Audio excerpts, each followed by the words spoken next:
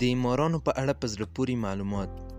ماران که څه هم بهرني غوږونه نه لري، خو دننني غوږونه لري چې په مرسته یې خپل شاوخوا غږیز او نور اهتزازات احساسولی شي. له بلې خوا زهرجن ماران د پوزې لاندې یوه تودوخې معلوموونکې اله یا سنسور لري چې په واسطه یې کولی شي د چاپیریال د تودوخې درجه معلومه کړي.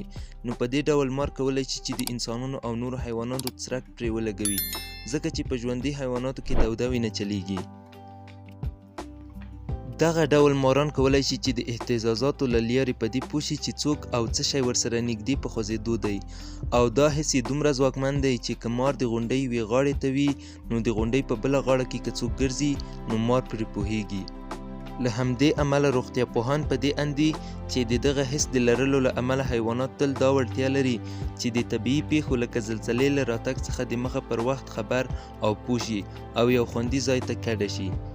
د دې خبرې د ثبوت لپاره ساینس پوهان د اندونیزیا په جاوا ټاپو کې د څو کالو وړاندې د سونامي له راتګ څخه یادونه کوي، چې له امله یې اکثره ازاد ګرځېدونکي حیوانات د سونامي د راتګ نه څو دقیقې دمخه ځانونه د غرو لمنو او یا جګو غونډیو ته رسولي وو.